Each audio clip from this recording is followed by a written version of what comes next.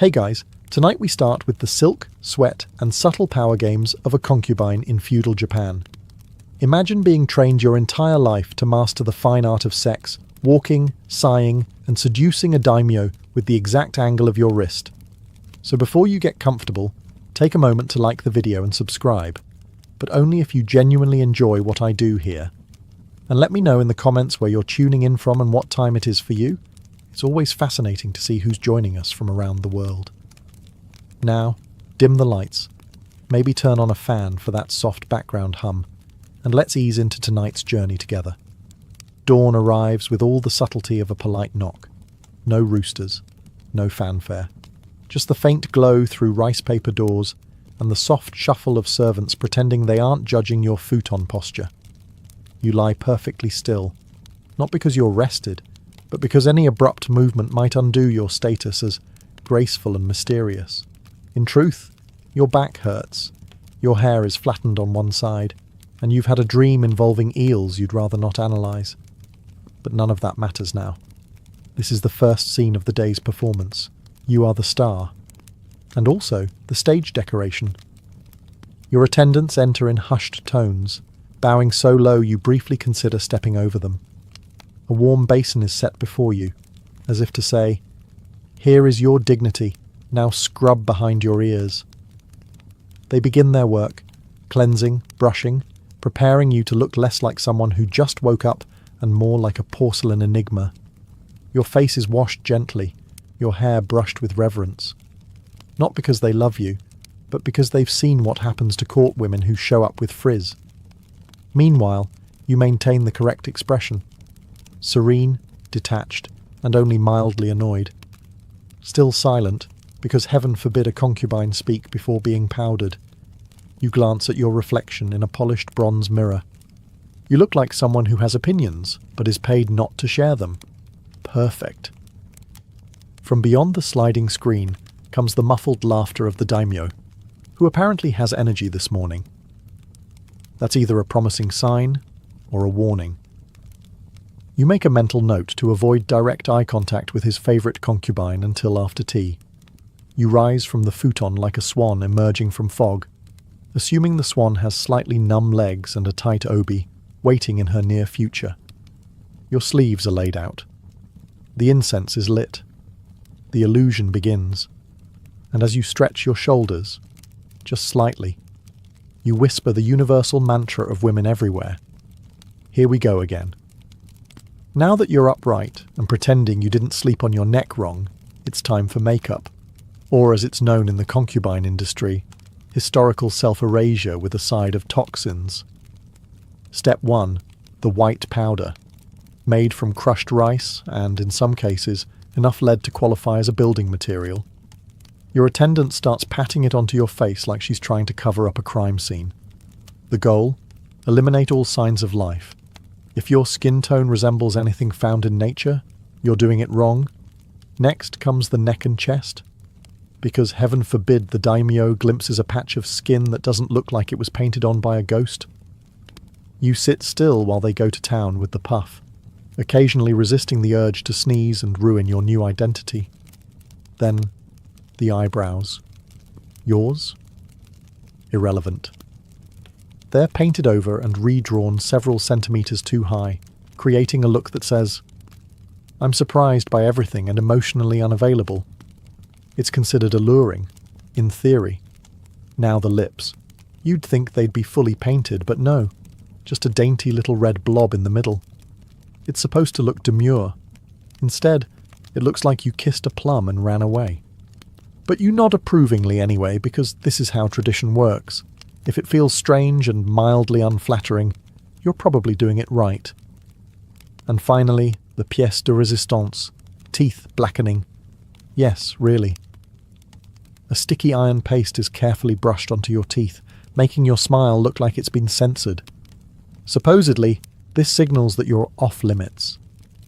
In practice, it only confuses people and gives you one more reason not to grin too often. Throughout this whole ordeal, you sit like a statue being vandalized by a very polite team of artists. You do not move. You do not comment.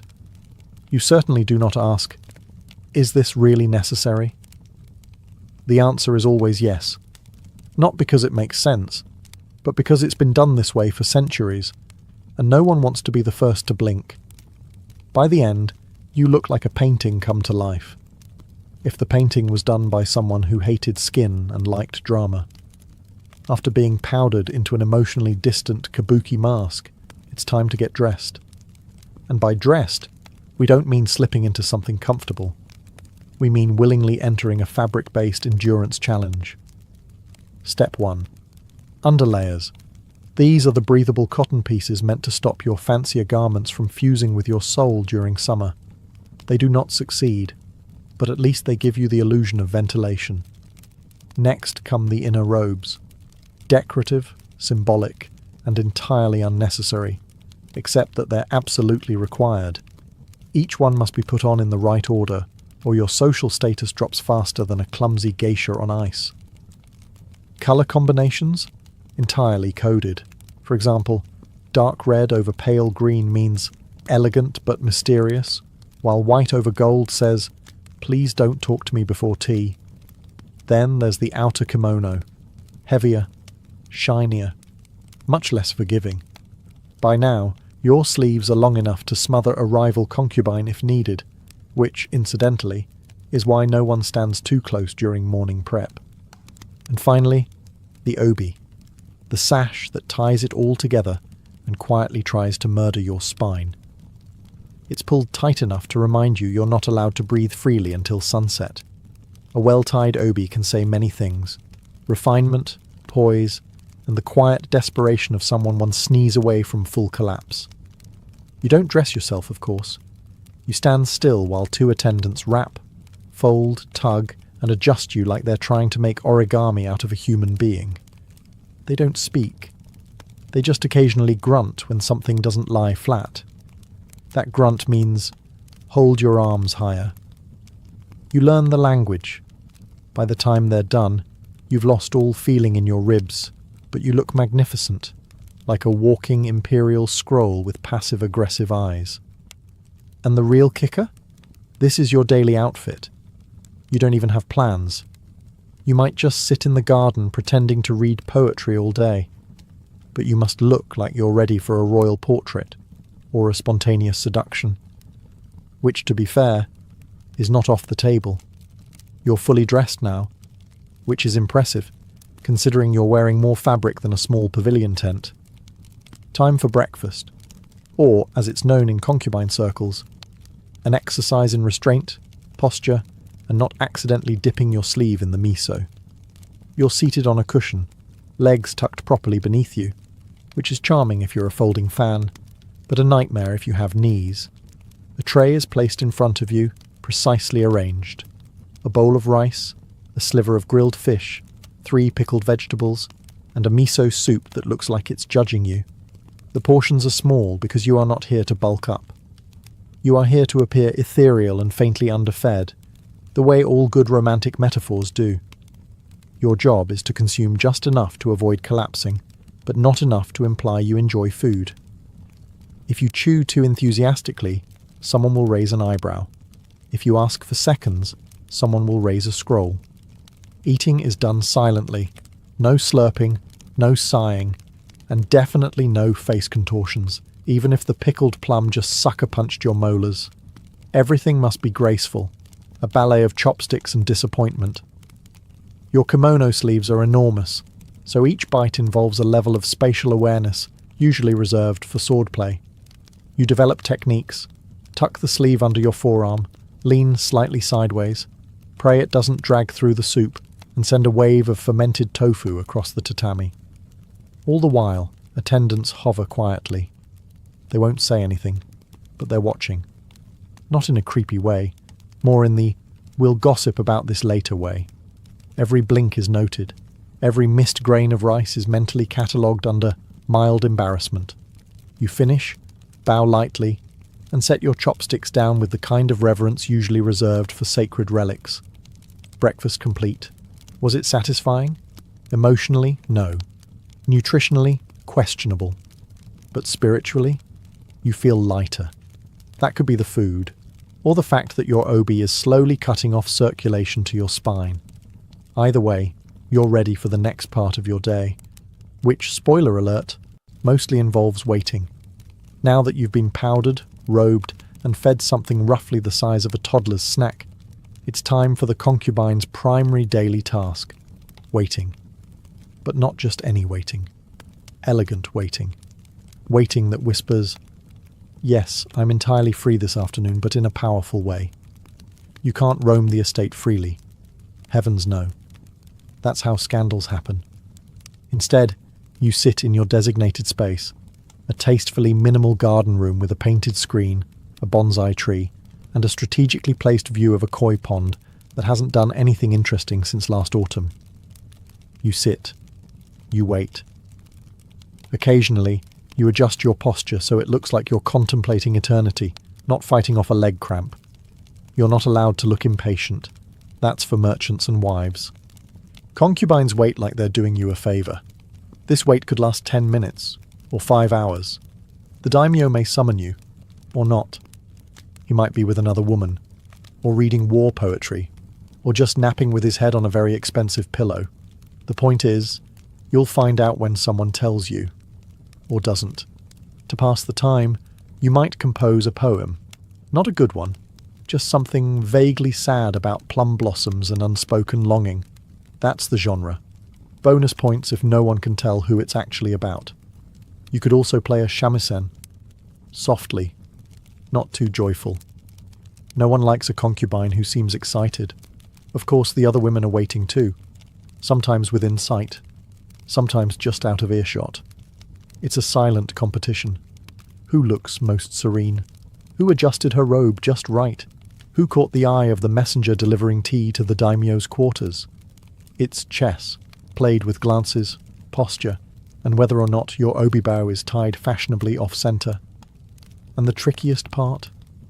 Looking like you're not waiting at all. You must appear as though your entire sense of self-worth doesn't hang on the possibility of being summoned tonight, which of course it absolutely does. But you're a professional. You sigh, quietly, beautifully, and look off into the distance, preferably towards something poetic, like a falling leaf, or a koi that looks equally bored. If the morning was about preparation, the afternoon is about positioning, and we're not talking about yoga. This is courtly social strategy, dressed in floral silk and scented with plum blossom oil. By now, the other concubines are fully assembled. You exchange nods, shallow bows, and smiles that look warm, but could cut glass. This isn't friendship, it's scented espionage. Everyone's watching, listening, and very quietly trying to destroy each other's reputations without ever raising their voices. The room is calm, the tension is floral, the topics of conversation are trivial, by design. Lady Aiko's calligraphy has improved. Translation: she used to write like a drunken monk. The daimyo seemed very peaceful this morning. Translation: he didn't summon you, did he? And of course the classic, "You look radiant today," which actually means, "You look less dead than usual, congratulations." Compliments are verbal daggers sheathed in politeness. The sharper the smile, the more likely you're being insulted. A well-timed observation about someone's kimono being bravely modern can spark a week-long existential crisis. You navigate all of this with grace, or at least you pretend to. Smile gently. Tilt your head when listening. Appear impressed by someone's haiku, even though it was clearly plagiarized from a folding screen. Then comes the moment someone mentions the daimyo. Maybe he was seen walking near the pond. Maybe he paused to examine a fan one of the other concubines left out, by accident. The room becomes still, but casually still, like no one's definitely panicking on the inside. This is when the performance deepens. You must seem interested in him, but not too interested. Confident, but not cocky. Available, but untouched. It's like trying to be a dessert that everyone wants, but no one's sure is safe to eat. And through it all, you keep your voice soft, your posture impeccable, and your insults indirect. This is how status is gained. Not through war, through whispers. And if you leave the room with even one rival doubting her sleeve choice, her poem, or her scent, you've done well today. You haven't been summoned. Yet. But hope springs eternal, and also sweats discreetly under 12 layers of silk. So, as the sun crawls past its highest point, and you've survived another round of eye contact diplomacy, it's time for your just-in-case bath. Not mandatory, just highly recommended. In the same way it's recommended you don't smell like anxiety and pickled radish when entering a daimyo's private chamber. The bathhouse is quiet, steamy, and filled with the faint scent of yuzu peels and pressure. You undress with your attendant's help, because most concubines cannot single-handedly escape the labyrinth of ties, folds, knots, and moral restrictions that come with formal kimono wear. Once disrobed, finally free of the human upholstery, you step into the hot water. For a brief moment, you are no one. Not a symbol, not a strategy. Just a sweaty woman in a tub, wondering if she shaved her legs evenly enough for an aristocrat with questionable eyesight. You scrub, but not aggressively. There's a technique to this. You want to be clean, not desperate. A light scent is applied. Nothing too floral. You're not trying to smell like a geisha with something to prove. Just alluring enough to imply you own your own fan. Hair is re-oiled. Skin is dusted. Feet are checked for calluses because, yes, even your heels must be ready for inspection by men who haven't clipped their toenails since the last rice harvest. And all this might be for nothing. You may not be called. You may go back to your quarters and reapply all your powder, just to sit perfectly still while composing emotionally vague poetry about ducks. But if he does summon you, and you show up smelling like stress and raw tofu, scandalous. So you bathe. You prepare. You become soft and subtle and ever so mildly flammable with incense oil. Because being ready is part of the game, even if the invitation never arrives. And besides, the best revenge on the other concubines? Looking better than they do, while not even trying. It doesn't happen with trumpets. There's no scroll unrolled by a herald, no dramatic gong. The summons, when it finally comes, arrives the way most terrifying things do in high society. Politely. A soft knock, a bowed messenger, a single phrase. His lordship requests your presence. Translation? You've been chosen. Also, you have 20 minutes to mentally prepare, repowder, and spiritually detach. Your attendants spring into action. You, meanwhile, attempt to look neither smug nor nauseous. After all, this is a compliment. Possibly. It could mean he favours you, or it could mean his favourite is annoyed with him and you're the understudy. Either way, tonight, you're on stage. First comes reapplication. A fresh layer of powder to mask the existential dread, a tiny touch of rouge to say, alive but mysterious, and a careful adjustment of your outer kimono. You switch to the more expensive one, the one with cranes embroidered in flight, because nothing says, I'm worth undressing slowly, like symbolic birds in gold thread. Next, the hair. Already perfect, but you go over it again, just in case. You add a comb, not too flashy, and dab a little extra yuzu oil behind the ears. You smell like restraint and citrus ambition. As you walk toward his private chambers, the hallway stretches endlessly. Every step is measured. Not too fast, not too eager. You are a river, not a waterfall. Behind closed doors, rival concubines pretend not to notice. But they do. Oh, they do. You reach the inner room. A screen is slid open. You bow. Deeply. Elegantly. You're not nervous, just incredibly aware of every inch of your body and whether or not your lips are smudged. He greets you, or doesn't. Either way, you smile faintly. You're now in character. A favourite? A diversion? A muse for the evening? No one says. That's not how this works. You are here because you were chosen, and for the next few hours, you must be art, warmth, mystery, and convenience. And maybe, just maybe, unforgettable. But let's not get cocky yet. There's still tea to pour. Despite what the gossiping laundresses might say, a concubine's evening with the daimyo doesn't start with disrobing. It starts with ritual. Specifically, a slow, fragrant descent into flirtation so formal it might be mistaken for a tea ceremony with unresolved tension. You sit, not too close, not yet. There's a lacquered table between you, a pot of sake warming silently, and enough eye contact to fuel an entire haiku anthology. He pours you a cup. That's the cue. You sip it slowly, like it's not just fermented rice, but a coded invitation to be charming. Compliments begin, both ways. His robe? Magnificent. Your hair? Exquisite. No one mentions that you both know exactly how this night ends, but it's part of the charm to pretend otherwise. Conversation drifts, poetry, dreams, sometimes a story about a hawk he once saw that looked like destiny. You nod, intrigued, and not just because his hand is inching closer. You've heard the hawk story 3 times, but that's not the point. The point is tonight, you're the muse.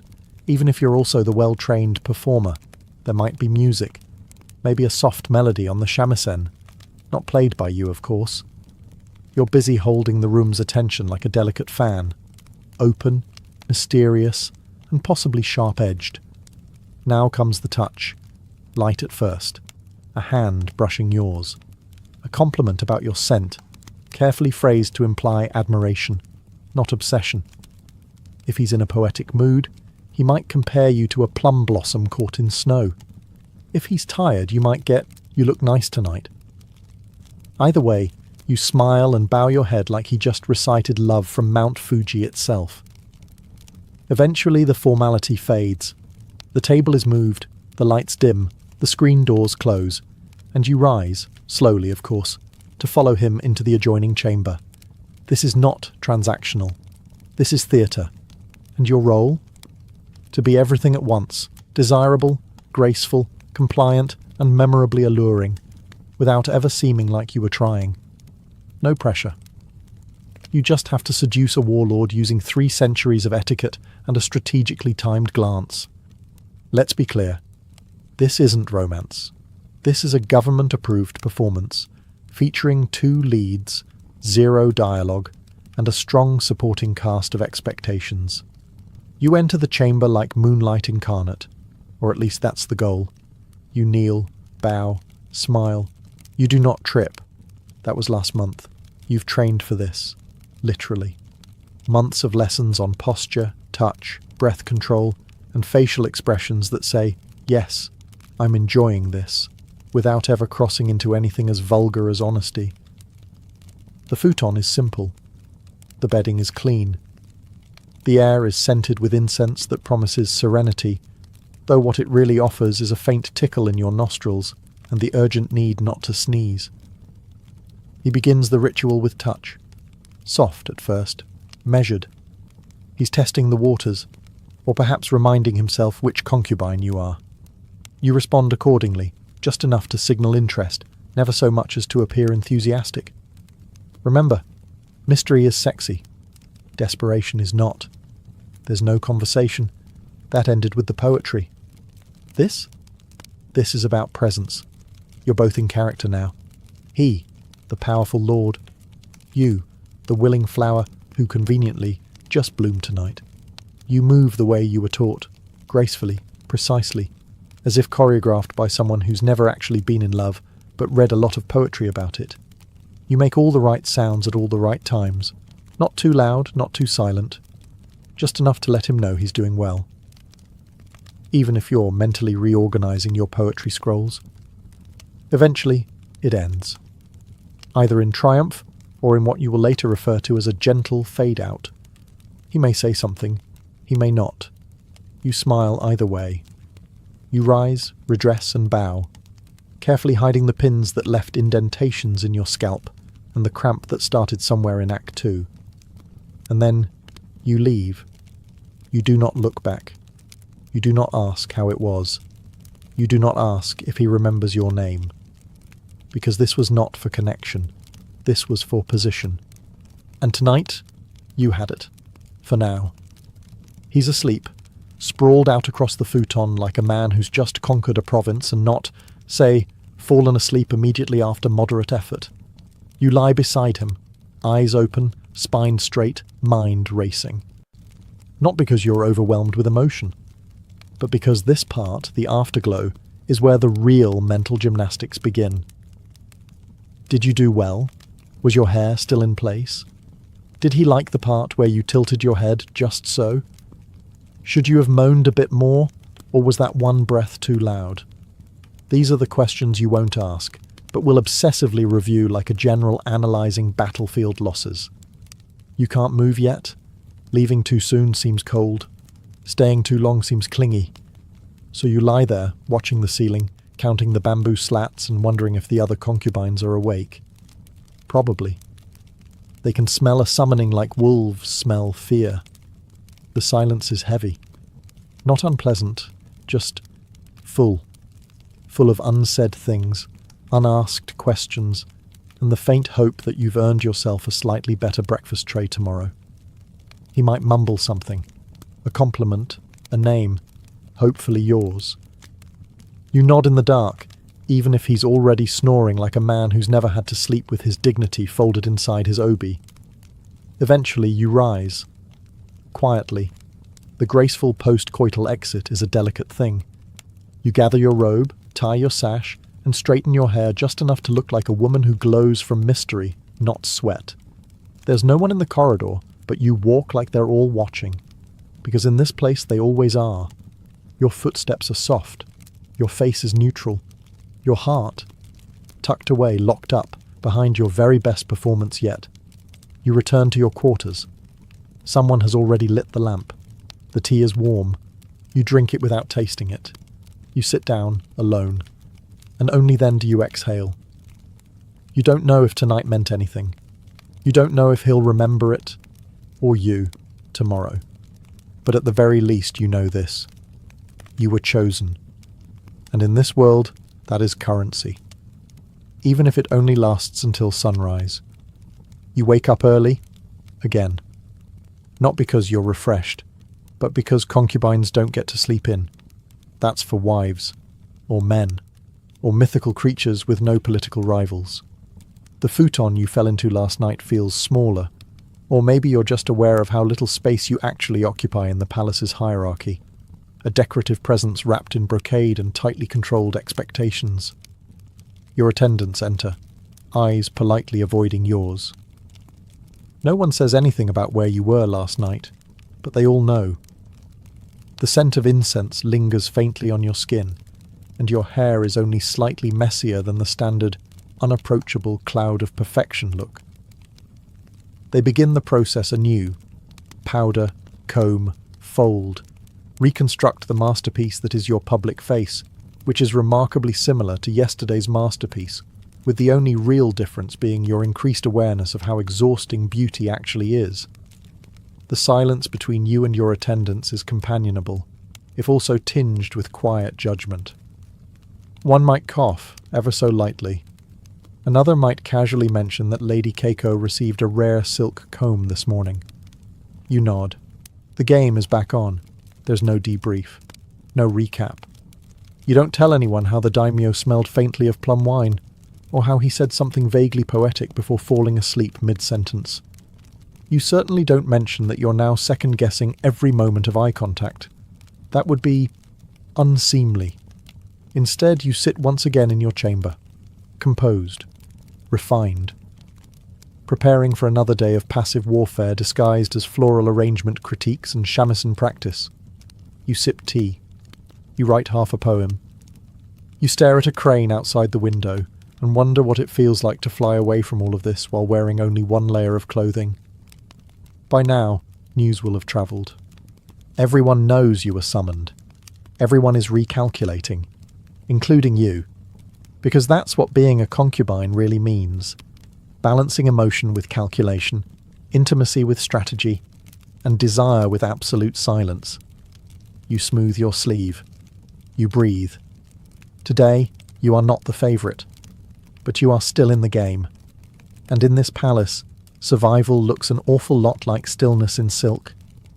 You don't need ears to hear gossip in a palace. You just need functioning intuition and a decent understanding of passive-aggressive phrasing. Within an hour of sunrise, Your name has floated through at least 3 courtyards, 2 tea rooms, and a suspiciously loud flower arranging session. No one says it directly, of course. They say things like, "How radiant Lady So-and-so seems this morning," which means she's glowing because she got chosen, and we're all pretending not to notice. I wonder if his lordship prefers traditional poetry or livelier company these days.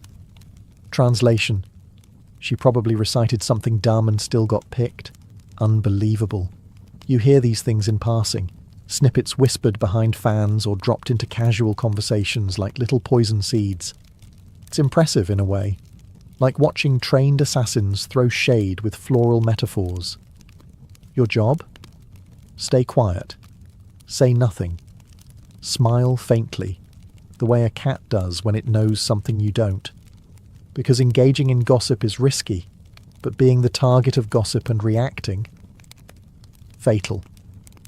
So instead, you vanish a little. You take longer walks. You sit slightly further from the group. You practice your calligraphy with such focus that people begin to wonder if you're either deeply enlightened or quietly scheming. Either way, good, because in the concubine arena, invisibility is a superpower. The loud ones get noticed. The noticed ones get envied, and envy here is basically a decorative dagger in a silk sheath. You respond to barbed compliments with kindness so polite it's insulting. "Oh, you think my robe is too elaborate? Thank you. It was a gift." Smile.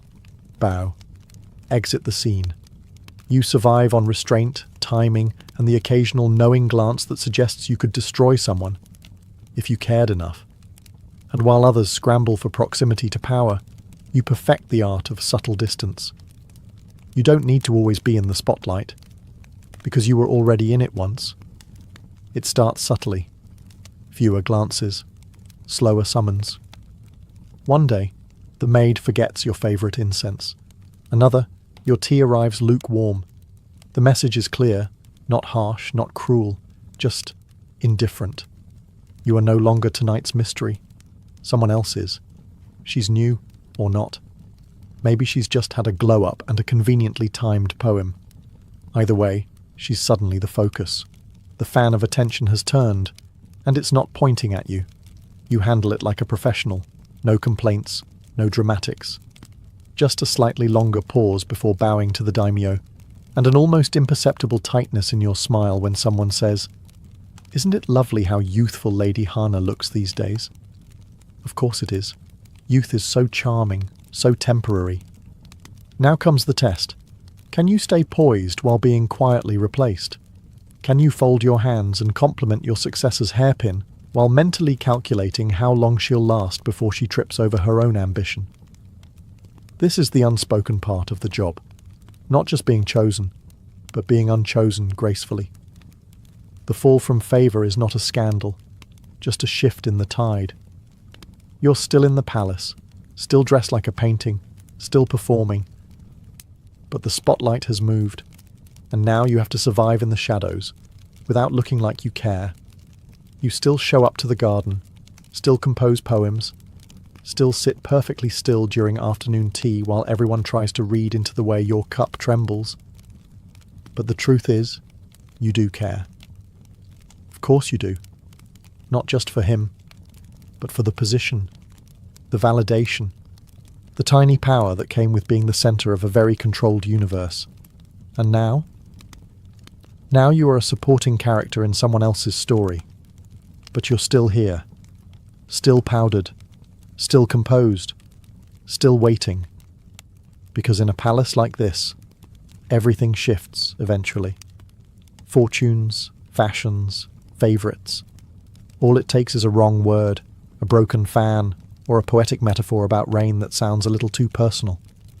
So you wait, not bitter, just patient. Because if favour can fade, it can also return. And you'll be ready when it does. Eventually, the paint comes off. Not just the white rice powder you wear like armour, but the performance, the posture, the careful pauses between each word. At some point, whether it's years later or just a moment in solitude, You catch a glimpse of yourself without the costume. And the strange thing is, you're still there. Beneath the layers of fabric, reputation, jealousy, poems, and politeness lives a woman who remembers everything. The first summons, the first compliment, the first time she realized she was no longer the favourite. You've played every part. Muse, rival, mystery, shadow. You've smiled through rejection and composed haiku while quietly planning your emotional survival. And what do you have to show for it?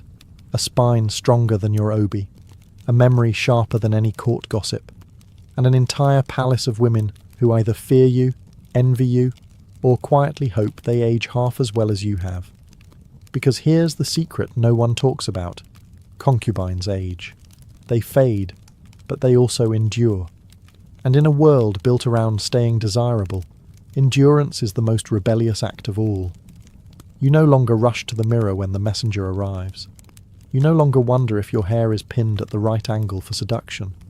Some days you skip the full makeup ritual and just sit by the koi pond, because sometimes watching fish do nothing feels more honest than trying to look like a poem. You still dress in silk, yes, but now you wear it for yourself. And when the new girls arrive, powdered, bright-eyed, walking the same hallway you once conquered, you smile. Not kindly, not cruelly, just knowingly. Because you've played the game. You danced on the edge of power with your lips painted and your voice lowered to a whisper. And you're still here. Still graceful. Still dangerous in silence. What remains when the paint wears off? You do. And that's more than anyone ever expected. In ancient Babylon, the line between the sacred and the sensual wasn't just blurred, it was obliterated. The heart of this mystery lay in the towering temples of Ishtar, goddess of love, fertility, and war. Unlike the prudish morality that came centuries later, the Babylonians saw sexuality as a divine bridge, a way to reach the gods, not offend them. Within these temples, ritual sex wasn't just accepted, it was expected. And it wasn't done in shadowy corners, but in full view of heaven. According to ancient sources, particularly Herodotus, that tireless gossip of the classical world, every Babylonian woman, at least once in her life, was required to present herself at the temple of Ishtar. There she would wait, adorned in perfume and prayer, until a stranger approached her and tossed a silver coin into her lap, the goddess's price. No woman could refuse. The act itself, sex with a man she didn't know, was not seen as scandalous, but sacred. A public sacrifice of her body for the good of the cosmos. The temple was not a brothel, not in the way we understand it. It was more like a stage, where religion and desire played out rituals older than kings. And the women who served there, the Nudtu, weren't lowly. Many were priestesses, or daughters of nobility, cloaked in silks and mystery. Their duties were spiritual, ecstatic, and yes, sexual. The idea was simple and utterly radical. By engaging in sex under the gaze of the gods, fertility was invoked, divine favour was won, and cosmic order was maintained. The land would bear crops, the rivers would flow, wombs would swell. It wasn't sin. It was sacred ecology. But let's not romanticize it entirely. Even in antiquity, not everyone agreed with this so-called sacred sex. Later Mesopotamian rulers would try to distance themselves from the practice, perhaps out of moral reform or political pressure. But for a brief golden window in Babylon's history, the body was not a vessel of shame. It was the altar. And the whispering walls of Ishtar's temple still echo with those long-forgotten moans of worship. If Babylon turned sex into sacred duty, the ancient Greeks turned it into theatre, one with masks, wine, and secrets. At the centre of this was Dionysus, the god of wine, ecstasy, and revelry.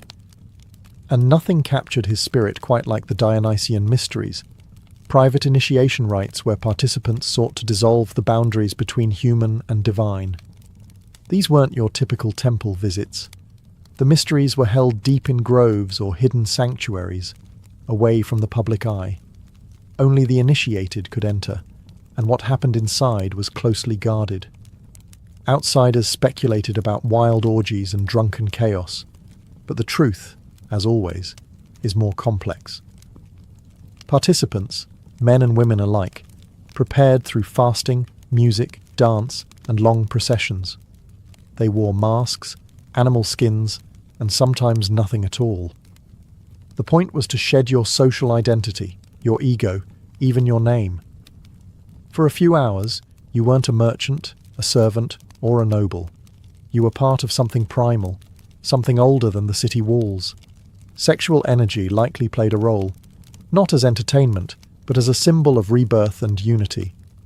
In a society where most of life was highly structured, these rites allowed for a controlled collapse of order. They promised catharsis, a temporary breakdown of barriers between man and woman, rich and poor, mortal and God. But it wasn't just a wild night in the woods. The mysteries were said to offer deep transformation. Those who returned claimed to have touched the divine, to have glimpsed something beyond reason. And indeed, many initiates described a feeling of renewal, as if the chaos had burned away their illusions. Of course, not everyone approved. Philosophers like Plato distrusted these ecstatic rituals, fearing they would lure people away from logic and discipline. But for many Greeks, the Dionysian mysteries were a necessary counterpart to their rigid public lives. They offered something that temples and politics could not: emotional truth.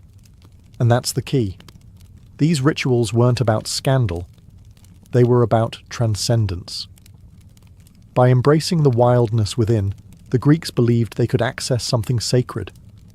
In ancient Egypt, fertility wasn't just about crops or childbirth. It was the very lifeblood of the kingdom. And no river symbolized that better than the Nile. Each year its floodwaters would rise, spreading rich silt and life across the land. The Egyptians saw this as a divine act, a sacred union between sky and earth, and they celebrated it with rituals that were anything but subtle. One of the most intriguing festivals was held in honor of the god Min, a deity of fertility, agriculture, and masculine vigor. His statues left little to the imagination.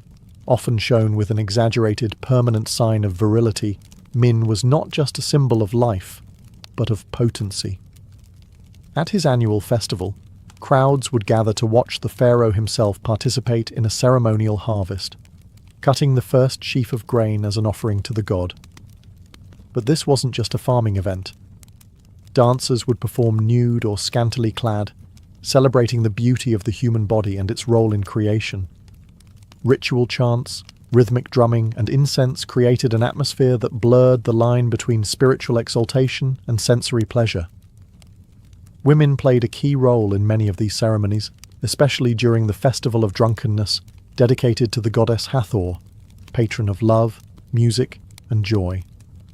This wild annual celebration involved wine, music, and ecstatic dancing, meant to honor the myth in which Hathor saved the world by drinking herself into a stupor. Participants believed that by reenacting the goddess's drunken joy, they were restoring cosmic balance, bringing chaos into order. Were there sexual undertones? Almost certainly, but they weren't seen as taboo. The Egyptians didn't view sexuality through the lens of guilt or shame.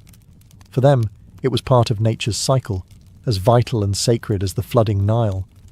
In fact, some healing temples even included rituals where fertility problems were addressed not just with herbs, but through symbolic acts involving touch, suggestion, or sacred role-play, overseen by temple staff who acted as intermediaries between human and divine.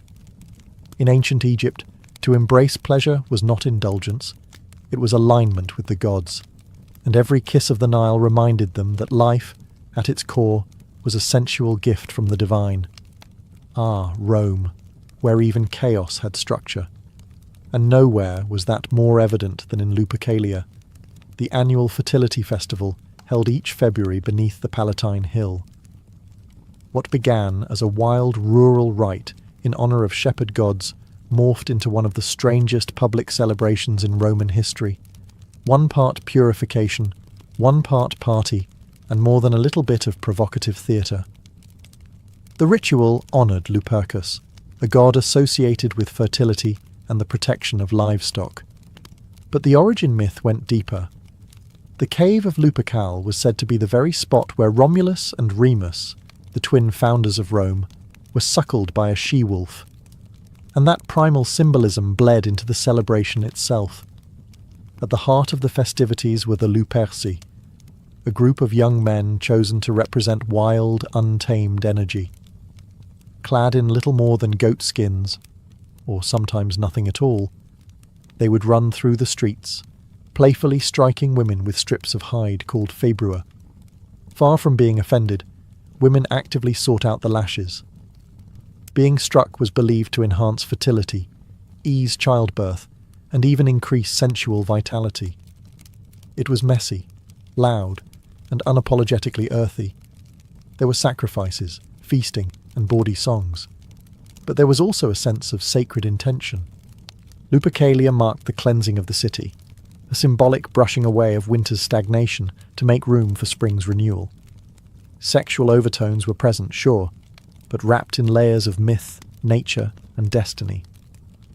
Later Roman poets, including Ovid, would write about Lupercalia with a mix of humour and nostalgia. And while conservative voices tried to tame the festivities over time, the tradition held strong for centuries, until Christianity eventually swept in with a stricter moral lens. Interestingly, some historians suggest that Valentine's Day may have grown from the ashes of Lupercalia, transformed from goatskin rites to paper hearts. But the root idea remained: fertility, love, and the strange human urge to ritualize desire. Rome didn't separate the physical from the sacred. It wrapped them around each other like vines on a temple column, sometimes tangled, always connected. And for one wild day each year, the people let their inner wolves run free.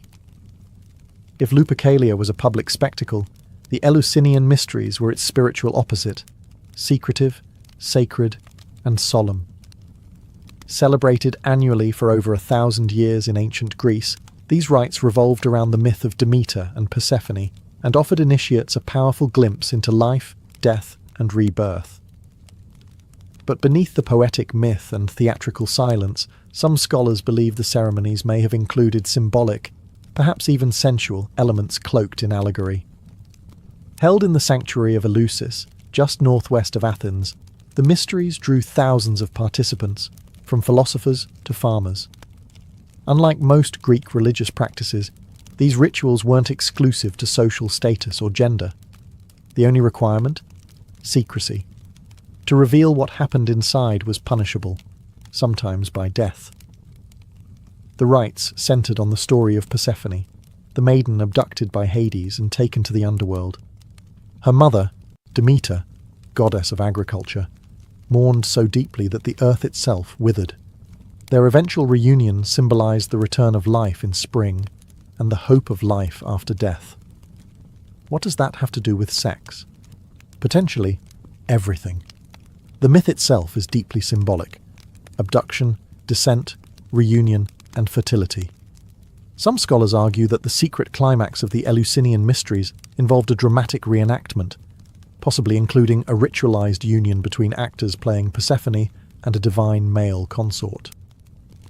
Whether literal or purely symbolic, the experience was said to be overwhelming, emotionally, psychologically, and perhaps physically.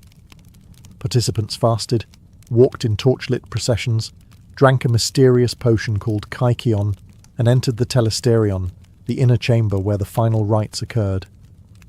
Whatever they saw in that space left them forever changed. Many described it as a moment of enlightenment, an intimate encounter with divine truth. No one ever wrote down what happened. That's how deeply the vow of silence was respected. The Eleusinian mysteries weren't about pleasure for its own sake. They were about transformation, the possibility that sensuality and divinity might meet, not in opposition, but in union. In a world where death was a constant presence, Eleusis offered hope, that perhaps through darkness came light, through descent, return, and through sacred union, eternal renewal. While Western rites often wrapped sensuality in myth or secrecy, ancient India took a more direct and more spiritual approach. Enter Tantra, a complex, often misunderstood tradition that regarded sexual energy not as a sin, but as a sacred force, a divine spark that, if harnessed properly, could lead to enlightenment. Tantra is not a single religion or doctrine. It emerged across various schools of Hinduism and Buddhism, evolving over centuries. At its core, however, is the belief that the physical and spiritual worlds are not separate. To reach the divine, one doesn't escape the body, one fully inhabits it. Some tantric sects developed intricate rituals designed to transform everyday acts, eating, breathing, even intimacy, into paths toward liberation. Among the most famous and most controversial of these were the tantric sex rites, which involved carefully structured encounters between partners. These weren't about indulgence, they were sacred ceremonies performed with meditation, breath control, and chants. Every movement had symbolic meaning. Every moment was intentional. The male represented Shiva, stillness, consciousness. The female embodied Shakti, energy, creation. Their union mirrored the merging of opposites, the eternal dance between chaos and order, spirit and matter. The goal wasn't pleasure, but transcendence, a glimpse of divinity through the lens of desire. But let's clear up a common myth. Not all Tantra involved sexual rituals. In fact, most tantric practices were deeply ascetic. Chanting, visualizations, yoga, and intense focus were central. The sexual aspect, when present, was just one doorway among many, and often shrouded in layers of symbolism that made its meaning difficult to decode. That said, some texts like the Kama Sutra, often mistaken for a mere manual of positions, were rooted in the same worldview. Pleasure wasn't condemned. It was studied, refined, and placed within a larger spiritual system. In medieval temples such as Khajuraho and Konark, sculptures of intertwined lovers adorn the stone walls, not as decoration but as declaration. The path to the sacred runs through the senses. To ancient tantrics, desire was not a distraction, it was fuel, and when lit with wisdom and reverence, it could burn a path straight to the heart of the universe. Before Babylon, before Egypt's golden dynasties, there was Sumer, one of the world's first civilizations. And in its bustling temple complexes, particularly in the city of Uruk, the roots of sacred sexuality were already growing. At the heart of it all was the goddess Inanna, later known as Ishtar, and her enigmatic priestesses, women whose bodies were vessels for divine power. These women were not ordinary prostitutes. They were known as hierodules, sacred servants. Their sexuality was ritualized, honored, and seen as part of the cosmic order. In Sumerian texts and hymns, Inanna is described as a passionate, sensuous deity who celebrated love, fertility, and pleasure. Her temple ceremonies reflected this ethos, the merging of the spiritual and physical into a single, holistic form of worship. One of the most fascinating rituals believed to have taken place was the sacred marriage rite. Each year, during the New Year festival, the king of the land would symbolically marry the goddess through a high priestess. The ceremony involved music, offerings, poetry, and, according to many scholars, physical union. This wasn't seen as mere spectacle. It was the centerpiece of the city's renewal. By reenacting the goddess's divine union with her lover Dumuzi, the king was legitimized, the crops were blessed, and the cycle of life was renewed. Even outside this major event, sacred sexuality was part of the rhythm of temple life. The priestesses of Inanna were trained in music, dance, incantation, and the arts of love. For those who sought spiritual purification or divine favor, union with a hierodule was thought to bring healing, insight, or fertility. It was a rite, not a transaction. The role wasn't without complexity. Some of these women held powerful positions and lived within the protective walls of the temple. while others may have existed on its periphery, vulnerable to exploitation. Over time, the sacred faded, and later empires painted these practices in less favourable light, collapsing the divine into the profane. But in ancient Sumer, the body wasn't something to repress. It was a channel, through which the divine flowed like river water across fertile earth. And in the sacred chambers of Inanna, love was more than emotion. It was ritual. Far from the temples of the Near East and the mystic rituals of India, the ancient Celts celebrated fertility with fire, freedom, and forests. Their sacred festival was called Beltane, held on the eve of May, a liminal time between spring and summer, when the boundaries between the natural and supernatural blurred. It was a celebration of life, growth, and desire, and it was anything but modest. The Celts believed that the world pulsed with spiritual energy, spirits in trees, rivers, stones. And during Beltane, the energy of reproduction and rebirth reached its peak. Large bonfires were lit across hilltops, symbolizing purification and protection. People would dance around the flames, leap through the smoke for blessings, and even lead livestock between twin fires to guard them from illness in the coming season. But it was what happened after the firelight dimmed that gave Beltane its legendary reputation. Unmarried men and women would venture into the woods together for what was known as greenwood marriages. These were temporary unions, free from societal rules, and often consummated under the stars. It wasn't considered scandalous. Quite the opposite.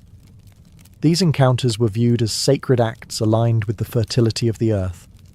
To join with a partner on Beltane night was to participate in the cosmic rhythms of nature, to mirror the union of the Earth Mother and the horned god, the divine masculine and feminine.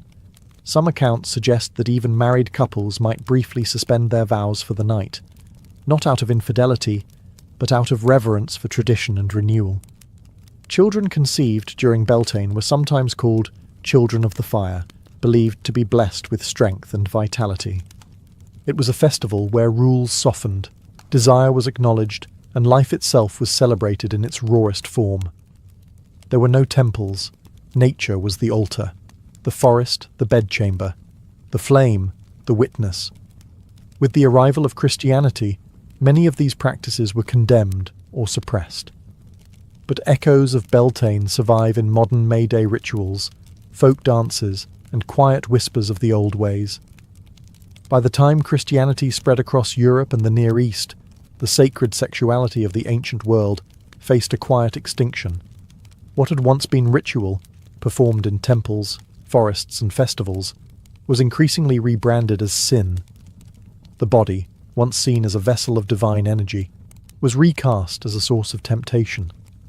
Pleasure became something to be resisted, not revered. But the shift didn't happen overnight. In its earliest days, Christianity wasn't yet the institutional power it would become. It grew in the margins, among mystics, ascetics, and radical thinkers. Some of these early sects, like the Gnostics, held beliefs that echoed older spiritual systems. They saw the physical world, including sexuality, as a metaphor for higher truths. Some Gnostic texts even framed the union of male and female as a mirror of the divine unity between spiritual opposites, reminiscent of tantric ideas from India or the symbolic marriages of Sumer. One particularly mysterious sect, known as the Carpocratians, reportedly practiced spiritual rituals that included physical union, believing that true enlightenment required experiencing all things, including desire, without shame or fear. These fringe communities were quickly labelled heretical by the emerging church, their writings destroyed or buried. But hints remain, in dusty codices, gospels excluded from the Bible, and the quiet survival of old symbols repurposed for new dogma. As orthodoxy tightened its grip, rituals of sacred sexuality were driven underground. Temples were razed or converted. Festivals like Beltane were rebranded or forbidden. The sacred prostitute became a sinner. The sensual mystic became a heretic. But people, being people, remembered. in secret, in story, in symbol. Medieval mystics like Hildegard of Bingen wrote of divine ecstasy that sounded suspiciously physical. Visionaries described spiritual rapture using the language of union and passion. Even saints, in their moments of closest communion with God, often used metaphors that blurred the line between body and spirit. And so the sacred didn't vanish. It transformed. What began in the groves of Eleusis, in the chambers of Inanna, and in the forests of the Celts, never truly died. It went underground, into poetry, into dreams, into memory. Because while temples can be destroyed and rituals forbidden, the human longing to merge the physical with the divine, that's eternal. In the shadowed corridors of ancient Athens, where reason was supposed to triumph over vengeance, poison was handed down in a cup. In 399 BCE, the philosopher Socrates, one of the most influential minds in Western thought, was sentenced to death. Not by sword nor by exile, but by hemlock. It was a strange trial from the start. Socrates, a man who owned no property, wrote no books, and claimed to know nothing, was accused of corrupting the youth and introducing new gods. In truth, he had become a thorn in the side of the Athenian elite, questioning authority, mocking self-proclaimed wise men, and teaching his students to do the same. His very method, asking relentless questions, was seen not as education, but as sedition. The court offered him alternatives. He could suggest a lighter punishment, a fine, exile, anything. But Socrates, as stubborn in death as in life, refused to beg. Instead, he proposed something absurd, that he be rewarded for his service to Athens. The jury was not amused. The sentence, death by hemlock. Hemlock was no dramatic assassin's blade. It was clinical, efficient. A slow paralysis that began in the limbs and crept upward until it reached the heart. No blood, no screams, just silence. On the final day, surrounded by friends and students, Socrates was cheerful. He bathed, said goodbye to his children, and took the poison with calm resignation. As the cold numbness reached his legs, he continued to speak about the immortality of the soul, discussing death not as an end, but as a transition. His followers wept. Socrates did not. He died with his mind intact, a final lesson in control, conviction, and principle. He could have escaped. His supporters had arranged it. But he chose to obey the law, even the unjust one, believing that undermining the city's order would do more harm than his death. And so Athens rid itself of its greatest critic, not with chains or torture, but with a cup of tea brewed from a lethal root. In killing Socrates, they didn't silence him. They made him immortal. Hemlock didn't stop his voice. It amplified it through time. When you think of Cleopatra, you likely picture the seductress queen, draped in silk, whispering Latin to Julius Caesar and Greek to Mark Antony. But beyond the politics and poetry, Cleopatra was also a student of science, particularly toxicology. She wasn't just beautiful. She was dangerous in ways few suspected. As ruler of Egypt, Cleopatra had access to one of the greatest libraries of the ancient world, and within those scrolls were secrets not just of the stars and gods, but of poisons, venoms, and their effects on the body and mind. She reportedly maintained a personal laboratory, and even conducted experiments on prisoners, testing various concoctions to observe which toxins killed quickly, which caused agony, and which left no trace. She wasn't cruel for the sake of cruelty. In her world, poison was politics. It was preparation. Cleopatra didn't trust blades or battles to do the job when a drop of venom could be faster, quieter, and more precise. Assassination by poison was the scalpel in the toolkit of rulers, and Cleopatra was a surgeon. She studied nightshade, strychnine, hemlock, and aconite. She experimented with mixtures of snake venom and herbs. Some poisons caused hallucinations. Others mimicked illness. Some killed within moments. Others took hours, allowing time for confessions or blame to be redirected. And then, of course, there's the asp, the snake she supposedly used to end her own life. Legend says that when Octavian, later Augustus Caesar, conquered Egypt, Cleopatra refused to be paraded through Rome as a captive. Instead, she clasped an asp to her breast and allowed the venom to claim her. But even this death is debated. Some historians believe she may have swallowed a fast-acting poison hidden in a hairpin or ointment.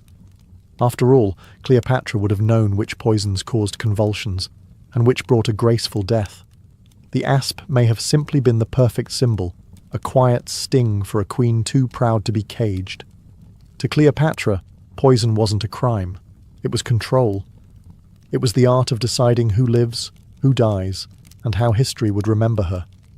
And if her enemies underestimated her because of her charm, they often never lived long enough to regret it. In the Roman Empire, power didn't just corrupt, it poisoned. Literally. Behind the golden columns of the imperial palace, poison became the preferred method for eliminating rivals. No messy civil wars, no public executions, just a cup of wine, a bowl of figs, and a corpse before dessert. The emperors were no strangers to betrayal, and few trusted their own inner circles. In the 1st century CE, under the rule of Emperor Claudius, poison entered its golden age, thanks to one woman, Locusta, Rome's most infamous professional poisoner. Locusta wasn't just some shadowy figure in a back alley with a vial. She was a trained expert, practically a chemist by ancient standards, who served the political ambitions of the powerful. When Agrippina the Younger, Claudius's wife, wanted her son Nero on the throne, she called on Locusta. The result? A carefully poisoned dish of mushrooms, Claudius's favourite, and a rapid decline in imperial health. But the drama didn't stop there. Once Nero became emperor, he employed Locusta like a royal assassin. When his teenage stepbrother Britannicus posed a threat to his throne, Locusta was again summoned. The young prince died mid-banquet, convulsing in front of horrified guests. Nero was so impressed, he gave Locusta a full pardon, land, and even students to train in her deadly craft. In Rome, poison was the weapon of the educated, aristocratic, subtle, and difficult to trace. While blades left witnesses, poison left doubt. Was it illness? Indigestion? Divine punishment? The paranoia it bred was enormous. Cups were tested, food was tasted, even slaves became suspect. Rome developed elaborate defences, silver spoons to detect toxins, antidotes made of crushed emeralds, and the famous theriac, a universal antidote made from dozens of ingredients, including opium and viper flesh. Yet none of it could stop the slow tide of quiet deaths. Poison, in Rome, was more than a tool. It was a language, a silent negotiation between survival and ambition. And in the halls of marble and blood, it whispered louder than swords. In ancient China, poison was less a crime and more an art. Among the imperial courts of the Han, Tang, and Ming dynasties, it became a subtle language of power, used in whispers, silk sleeves, and teacups. No grand gestures, just a soft breath, and then silence. The Chinese elite were masters of pharmacology. Traditional medicine blurred the lines between healing and harm. A pinch too much of an herb, and the cure became the killer. Court alchemists and palace physicians walked a tightrope, creating antidotes one day, poisons the next. But the true experts of this quiet war were often women, particularly imperial consorts and concubines. Forbidden from wielding swords or political titles, some turned to more discreet methods.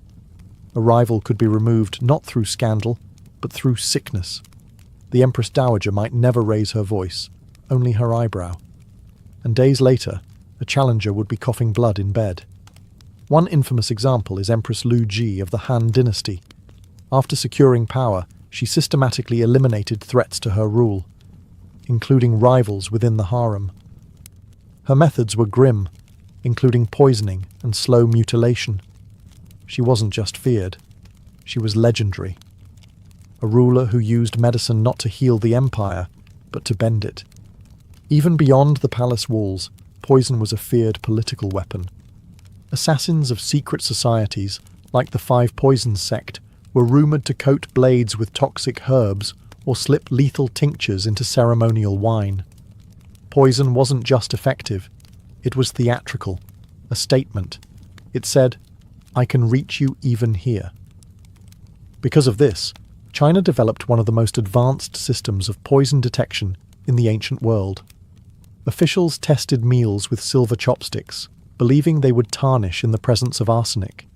Imperial kitchens became mini laboratories, not just for flavour, but for safety. In China, poison wasn't impulsive.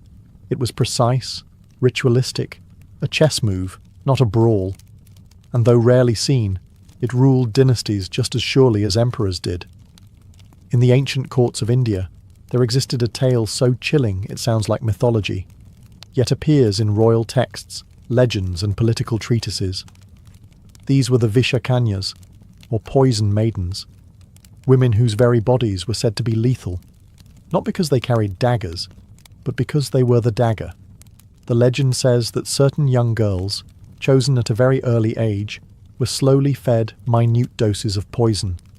Day after day, drop by drop, their bodies would build immunity. But in turn, their blood, sweat, and even breath became toxic to others, especially lovers. A kiss from a Vishakanya, it was said, could mean death. Intimacy wasn't passion, it was execution. This practice allegedly began under Chanakya, the cunning strategist and royal advisor to Chandragupta Maurya, around the 4th century BCE. Chanakya was a firm believer in espionage and psychological warfare. According to the Arthashastra, an ancient political manual attributed to him, poison was not just a tool of war, it was a tool of statecraft. Enemies could be seduced and slain without raising a single sword. Were the Vishakanyas real? That's still debated. Some scholars think they were metaphorical, symbols of seductive danger, or cautionary tales against courtly temptation. Others argue there may have been real attempts to create such assassins through gradual poisoning, a practice known in Ayurveda and ancient medicine as Vishakrama. Even if they were legend, the fear they invoked was real. Foreign dignitaries were warned, meals were tested, and any beautiful stranger arriving at court might be seen not as a gift, but a threat in silk. Poison in India wasn't always hidden in goblets. Sometimes it wore jewellery, smiled sweetly, and danced in royal courts.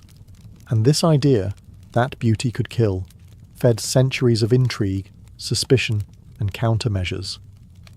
What made the Vishakanya myth so terrifying wasn't just the poison, it was the intimacy of the danger. Death didn't ride into battle. It leaned in close and whispered. If ever a king saw threats in every shadow, it was Herod the Great, ruler of Judea under Roman authority in the 1st century BCE. A man of grand architecture, brutal politics, and deep insecurities, Herod didn't trust swords alone to keep him on the throne. In his court, poison was paranoia made liquid. Herod's reign was infamous for its violence, but not all of his executions were public spectacles. Some were private, very private. As his power grew, so did his fear, of rivals, of Roman suspicion, and most tragically, of his own family. His wife Mariamne, a Hasmonean princess of noble blood, was once the love of his life. But Herod became convinced, wrongly, that she plotted against him. She was executed. So were her mother, her grandfather, and eventually, his own sons. According to Josephus, the ancient Jewish historian, Herod had Mariamne's sons poisoned in secret, under the guise of Roman justice. They were popular, legitimate heirs with royal Jewish blood, and that made them dangerous. Herod couldn't allow any future coup to have a noble figurehead. The poisonings didn't stop there. Herod used informants, interrogators, and yes, poisons, to quietly eliminate anyone who even appeared disloyal. Ministers, servants, relatives. Some were drugged to induce confessions. Others were simply removed with no explanation, their illnesses blamed on divine wrath or bad air. Poison allowed Herod to rule with surgical cruelty. It didn't stir public unrest like crucifixions or beheadings. It was clean, it was discreet, and it sent a message. No one was untouchable, not even those who shared his bloodline. Herod's obsession with poison extended beyond assassination. In his final days, racked with disease and madness, he feared his own death would go unmourned. He ordered that prominent Jewish leaders be gathered and executed upon his death, to ensure there would be national grief. Thankfully, that order was never carried out, but the paranoia that filled his court had long poisoned his legacy. In the grand halls of Persepolis, amid golden columns and carved reliefs of warriors and lions, another battle was unfolding, one not of armies, but of whispers and goblets. In the Achaemenid Empire, where kings ruled continents, poison became a tool of refinement, elegant, deadly, and often invisible. The Persian court under kings like Darius the Great and Xerxes was a place of opulence and ceremony. But it was also a hive of political manoeuvring, palace rivalries, and dynastic ambition. With dozens of wives, concubines, sons, satraps, and generals all vying for influence, poison was the quiet equalizer. Historical records from Greek sources, especially the ever-dramatic Herodotus, tell of assassination plots cloaked in luxury. Food tasters were standard practice, and kitchens were locked down like military zones. The mere suspicion of poisoning was enough to see a cook or cupbearer executed on the spot. One infamous figure was Bagoas, a Persian eunuch and court official who rose to immense power under Artaxerxes III in the 4th century BCE. According to accounts, Bagoas poisoned not just his enemies, but the king himself, and then installed a puppet monarch, only to poison him too when he proved difficult. Bagoas controlled the court not through armies, but through apothecary jars. Persian knowledge of herbal medicine was advanced, and so was their understanding of toxins. From aconite to arsenic, they experimented with subtle agents, slow-acting substances that mimicked natural illness, or fast ones that struck like lightning. Poison wasn't just a method of execution, it was an art form of discretion. Because in Persia, power was built on appearances. To kill publicly was to risk scandal. But poison. Poison let the empire breathe easily while its enemies died quietly in their beds. A noble would go to sleep feeling victorious, and never wake. Even Alexander the Great's death, which occurred shortly after conquering Persia, was rumoured to be from a poison derived from Eastern knowledge, slipped into his wine during a banquet in Babylon. Whether true or not, the suspicion reveals the reputation Persians held for invisible warfare. In the Achaemenid Empire, kings reigned through image, wealth, and order. Though less theatrical than the palaces of Rome or the harems of Persia, ancient Israel and its surrounding cultures did not exist outside the reach of poison. In fact, the Bible contains several curious references to deadly herbs, tainted drinks, and divine tests involving toxic brews, suggesting that poison was known, feared, and sometimes used as proof of guilt or innocence. One of the strangest examples comes from the Book of Numbers, where a ritual called the Ordeal of Bitter Water is described. If a man suspected his wife of adultery, he could take her to a priest, who would mix holy water with dust from the temple floor and force her to drink it. The idea was simple. If she was guilty, the cursed drink would swell her belly and curse her womb. If she was innocent, nothing would happen. This wasn't just divine intervention. It was an early form of trial by poison, a dangerous liquid used not to kill outright, but to provoke a reaction and extract truth. Elsewhere in Scripture, poison appears more metaphorically, but still with dark weight. In Deuteronomy, the land of Israel is warned against worshipping false gods, with threats that the people's food and water would be cursed. Gall and wormwood, both known in antiquity for their bitterness and toxicity. In Job, poison is compared to injustice, and in the Psalms the wicked are said to have poison under their tongues, a symbol of deception and deadly intent. There's also Herod, who appears in the New Testament and whose reputation for poison we covered earlier, linking biblical history with the greater story of toxic politics in the ancient world. While we don't see dramatic assassinations by poison in the core biblical texts, the awareness of its power was certainly there. The Hebrews lived among empires where poison was a courtly art, and they adapted their own legal and spiritual interpretations to fit that dangerous reality. Across the empires of antiquity, from the halls of Athens to the sands of Egypt, from the palaces of Rome to the forests of India, one weapon remained universal, elegant, and terrifying: poison. It required no army. It left no battlefield. It killed without noise, without witnesses, and often without blame. In an age where brute force ruled the public square, poison was the preferred tool of the private war. The conflicts fought behind curtains, in bedrooms, banquet halls, and temples. It was a political equalizer, a whisper of death where a shout might bring chaos. But poison was more than a method, it was a message. In ancient times, to die by the sword was honourable. It meant you were a threat worth confronting openly. To die by poison, however, was something else entirely. It meant someone close to you, someone trusted, had made a choice. Poison always involved betrayal: a servant, a spouse, a cupbearer, a family member.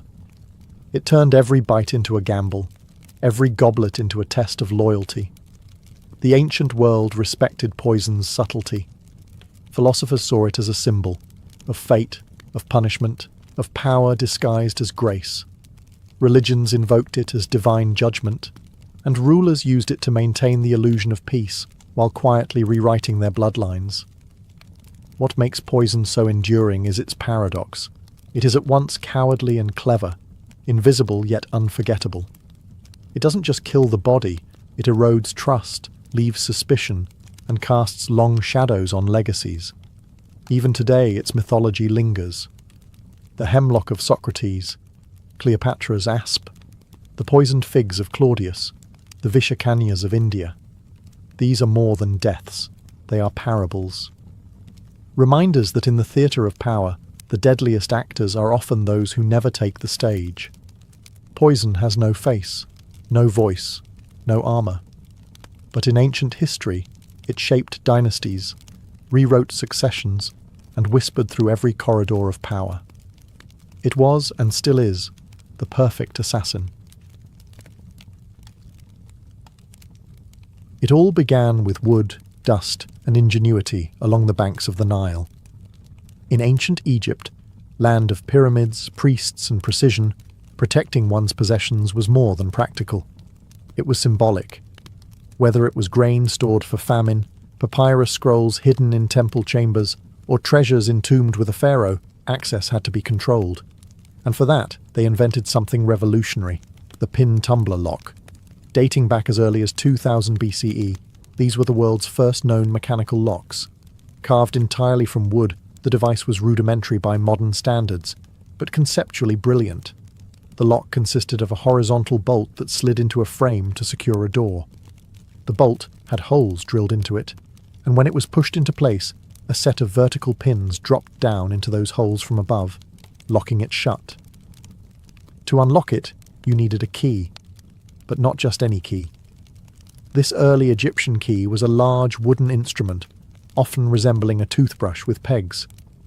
When inserted into the lock's top, the key lifted the pins out of the bolt holes, allowing the bolt to slide open. No brute force, no chisel, just design and gravity. This was more than just a gadget. It was a philosophy of protection. For the Egyptians, who believed in order, Mahat, over chaos, Isfet, the idea of regulating access, of closing a chamber, of choosing who enters and who does not, carried deep meaning. Locks were used in homes, temples, and tombs. Pharaohs were buried with sealed chambers, sometimes with locked doors and false passages. Security wasn't just about possessions, it was about eternity.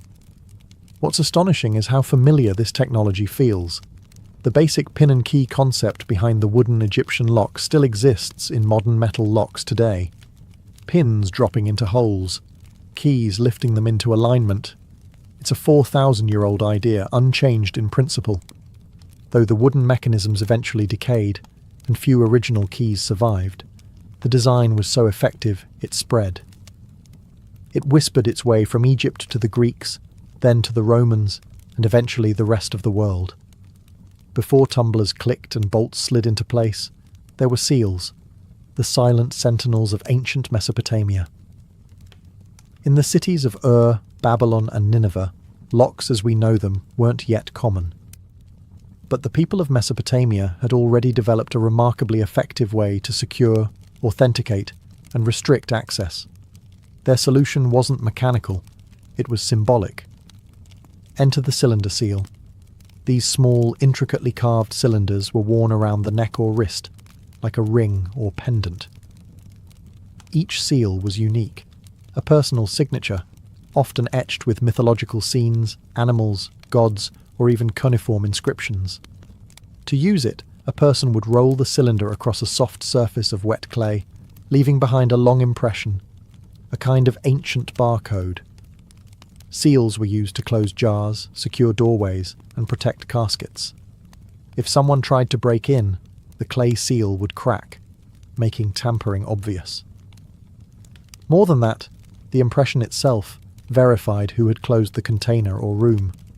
You didn't need a key to open it, you needed a reason to break the seal. It was primitive, yes, but also incredibly effective in a society where reputation and official marks carried enormous weight. In temples, priests sealed sacred storerooms with their personal sigils. Merchants sealed contracts. Even kings used seals to lock away correspondence. Entire economies operated under the authority of this little carved token. Security, in Mesopotamia, wasn't about denial of access through force, but about proof of legitimacy. If the seal was intact, the contents were safe. If it was broken, something was wrong. The seal system also introduced another radical concept: identity as security. The seal wasn't just a tool. It was a mark of trust, authority, and often legal power. Lose your seal, and you didn't just misplace a tool. You lost your name. It's no exaggeration to say that these cylinder seals were the earliest form of two-factor authentication. Not a password, not a PIN, but a physical artifact that said, "This is mine, and only I have the right to open it." While the Mesopotamians relied on seals and the Egyptians mastered wooden pin locks, the ancient Greeks brought a new kind of craftsmanship to personal security.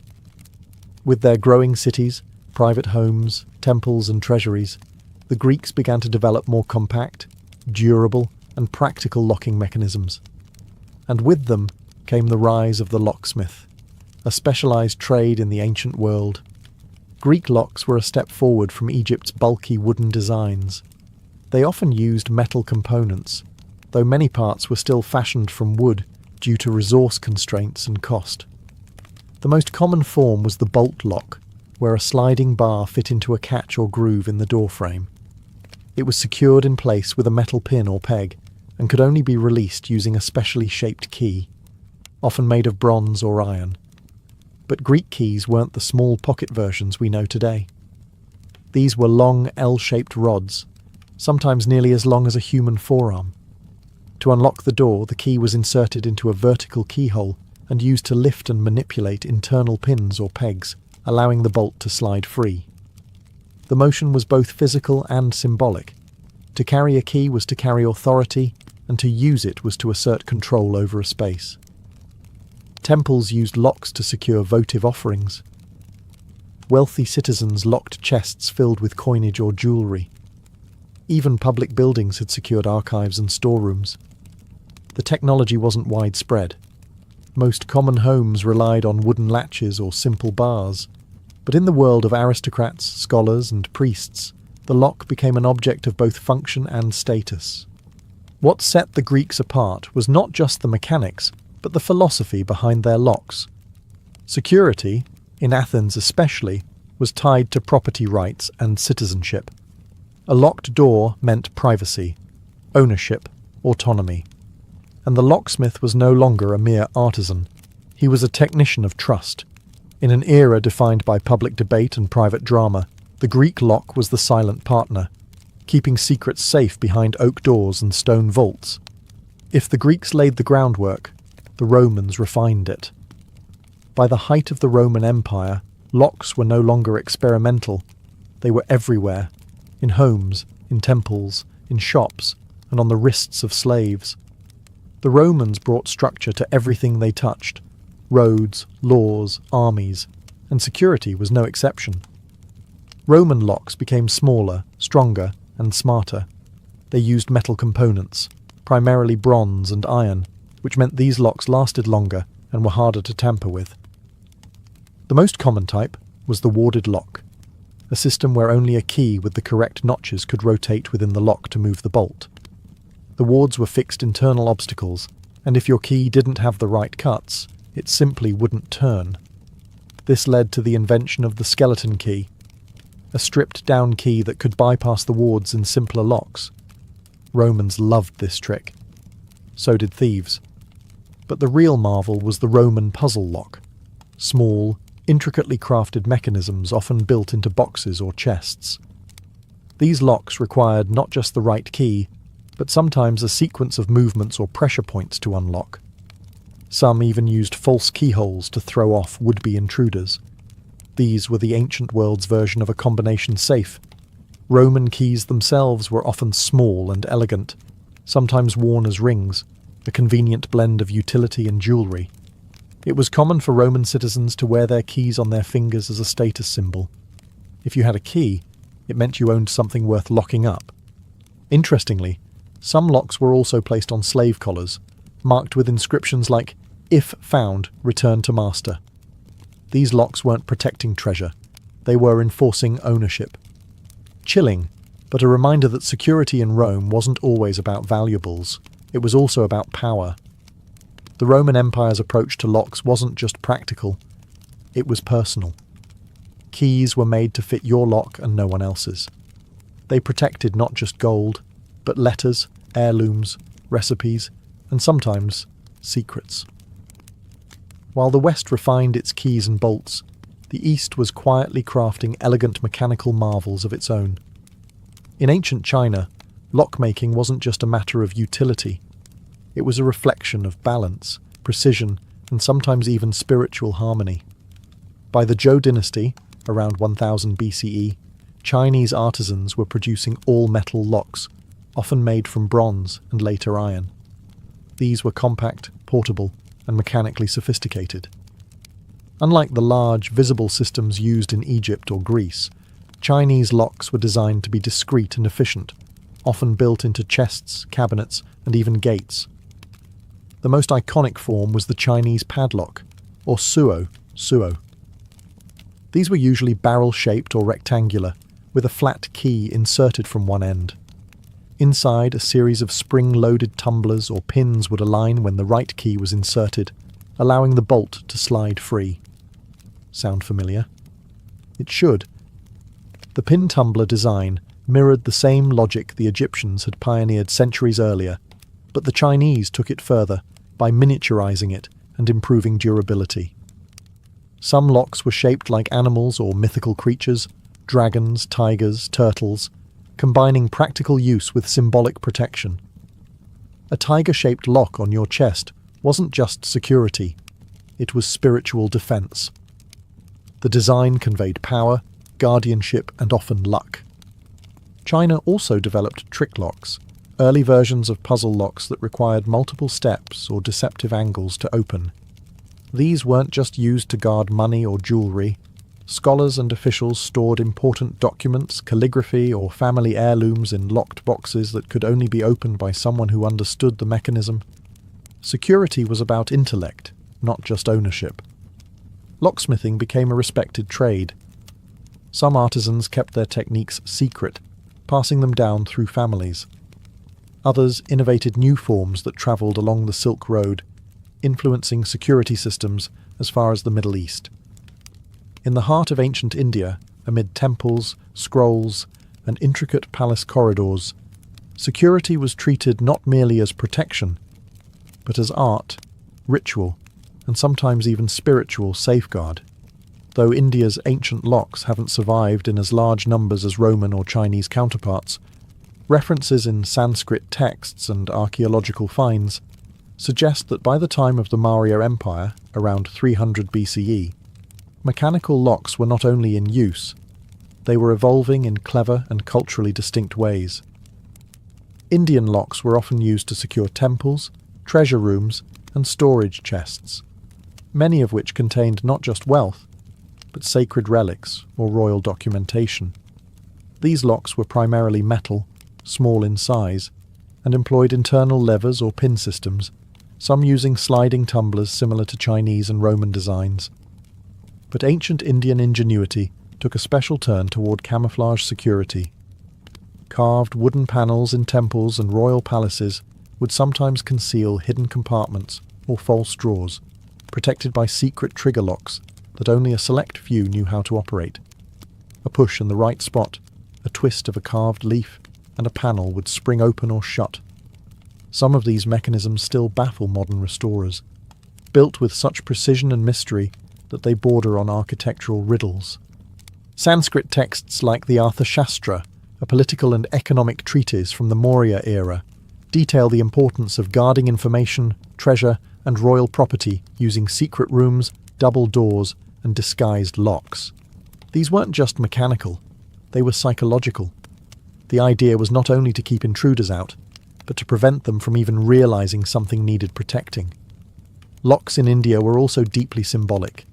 A temple gate might be locked not just for security, but as part of a ritual cycle, opened only on auspicious days.